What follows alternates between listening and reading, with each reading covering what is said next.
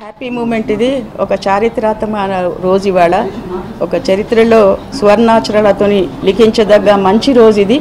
తెలంగాణ గడ్డ మీద కొట్టిన మన తొలి తెలుగు ప్రధాని కీర్తిశేషులు శ్రీ పివి నరసింహారావు గారికి భారతరత్న అనౌన్స్ చేయడం అనేది చాలా చాలా సంతోషించే రోజు ఈరోజు.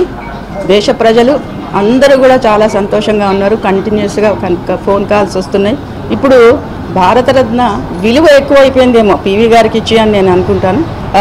తొలి తెలుగు ప్రధాని మన తెలంగాణ నుంచి మొట్టమొదటిసారి, దక్షిణాది నుంచి అప్పటిదాకా ప్రధానినే లేరు మనకు. ఏవైనా ఉత్తరాది వాళ్లే ప్రధానులు, కానీ ఒక తెలుగు వారు కూడా ఒక దక్షిణాది నుంచి కూడా ప్రధానులు కావచ్చు అనే ఒక ఆదర్శప్రాయమైన గొప్ప వ్యక్తి. ఊరికే అలా అవడం, అలా తన టర్మ్ అయిపోయినాక వెళ్ళిపోవడం అని కాకుండా ప్రపంచంలోనే జ్ఞాపకం ఉంచుకునేటువంటి గొప్ప సంస్కరణలు చేశారు ఆయన టైంలో.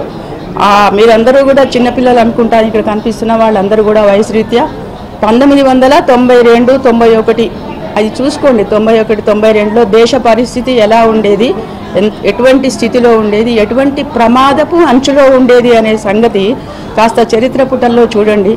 కానీ తనను ప్రధాని చేసినప్పుడు ఎటువంటి భయం లేకుండా, ఎవరికి కూడాను మొహమాటం లేకుండా, బాగా జ్ఞాపకం పెట్టుకోండి, ఇంకా ఎవరో మొహమాటాన్ని చేస్తే ఏమనుకుంటారో అనే ఎటువంటి విచారం లేకుండా ప్రజల క్షేమమే తన జీవితం.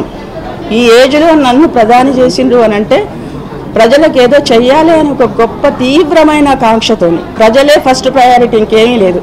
అది కూడా వచ్చిన ప్రాబ్లమ్ని టెంపరీ సొల్యూషన్స్ కాదు, పర్మనెంట్ సొల్యూషన్స్. పర్మనెంట్ సొల్యూషన్స్ అంటే ఒక సంవత్సరానికో 2 సంవత్సరాలకో ఆయన టర్మ్ కోసమే కాదు, తరతరాలకి సరిపోయేటువంటి సంస్కరణలు ఏ శాఖలోనైనా సరే, హెచ్ఆర్డి కావచ్చు, ఆర్థిక సంస్కరణలు కావచ్చు, విదేశీంగ విధానం కావచ్చు, ఇలాంటి అనేక విషయాలను మీరు ఒక్క సబ్జెక్ట్ తీసుకుంటే చాలు, మీకు 2-3 రోజులు సరిపోతుంది చదవటానికి. అలాంటి సంస్కరణలు చేసిన సంస్కరణల ఆద్యుడు శ్రీ పివి నరసింహారావు గారికి కొంచెం లేట్ అయినా పర్వాలేదు, దేశంలో అత్యున్నత పురస్కారం భారతరత్న దానికి ఇవ్వడం అనేది మనం తెలంగాణ ప్రజలందరం చాలా సంతోషం.